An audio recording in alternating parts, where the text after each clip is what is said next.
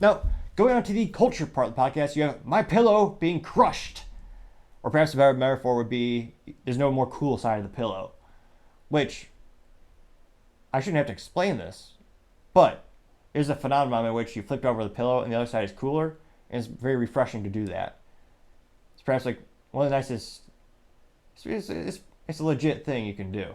Now, it looks like the company's actually auctioning off some of the equipment required to make their products. Now, Mike Lindell, the CEO, actually noted that their annual sales fell by $100 million. Let me say that again. $100 million in sales just gone.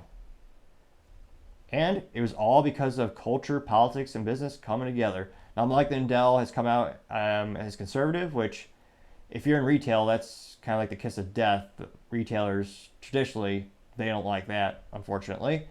It's the last kind of discrimination that's widely accepted and actually not only accepted, but it's glorified. It's pursued, emboldened, encouraged is a good word. Encouraged in the United States.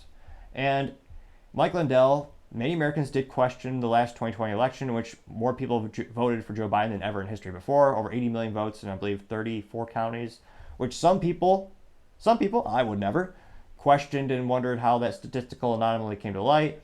Mike Lindell was very vocal about that. He actually came out saying he thought the election was illegitimate, which, as recently as 2 or 3 weeks ago, would get you deplatformed on YouTube or any social media company.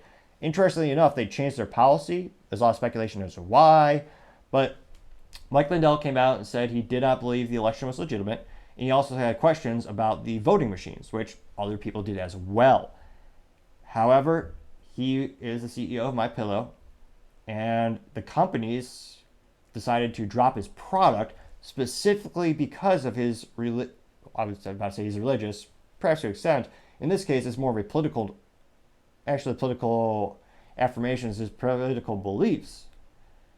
And I was fascinated to see there really wasn't a cultural pushback. You didn't see a lot of consumers going to these retailers and demanding them put the pillow back on the shelf, or for them to reinstate the product or put the product back on the shelf so they could purchase it.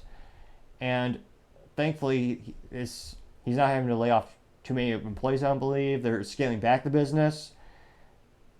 But it is fascinating to see there really wasn't much pushback. And very similar to when social media banned Alex Jones unanimously, without question, all the retailers basically burned him at once.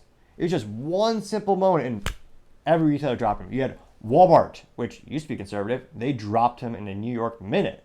You had Bed Bath Beyond drop him. They're also bankrupt now. And you also had Slumberland Furniture. All of them dropped them because he said he thought the election was stolen from Donald Trump. And it's one of those things where, as an owner of the company and a founder of the company, you have to be very careful not only to delineate or differentiate your personal opinion from the company's opinion, but even if you try to differentiate those two things, there are some people who won't tell the difference or won't see the difference or won't care about the difference. They see you're different. They want to basically get rid of you, which is quite disturbing and quite disappointing. Now, specifically in terms of scaling back the business, you have, and I can't believe they're actually based over in Minnesota. A little disappointing. In terms of culturally speaking, it's interesting he chose that base of operations.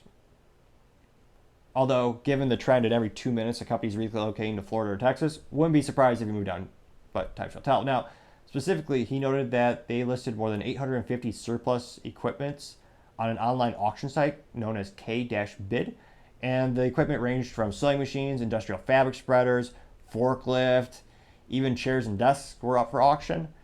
And he did note that they're scaling back at current capacity. They had about 1.5 warehouses. Now he's scaling back to about 1 warehouse capacity. And hopefully, again, I really hope he doesn't have to lay off too many people. I hope no jobs are lost from this initiative. And it sounds like he's diversified into a couple other businesses where employees might be able to find roles there as well. But it's fascinating to think, culturally speaking, you didn't see a lot of consumer pushback. And I don't know if that's just because it was 2 or 3 years ago when this first happened, and he's really only starting to feel the heat from the situation now, as those contracts are nullified. and they're no longer demanded to be produced for those retailers. And hopefully his own e-commerce platform will bolster those sales additionally. But time shall tell, and hopefully there's not too many jobs lost. Thank you everyone for taking the time to tune in. Don't forget we're trying to get to 3,000 subscribers by the end of July, so I greatly appreciate you clicking that button. Also, don't forget to take the time to comment, like. All the feedback is greatly appreciated to try to make the channel and the show better and better. Also, don't forget to tell your family, tell your friends, tell your coworkers, heck, tell your enemies, tell anyone and everyone. Just stay safe and fight the good fight.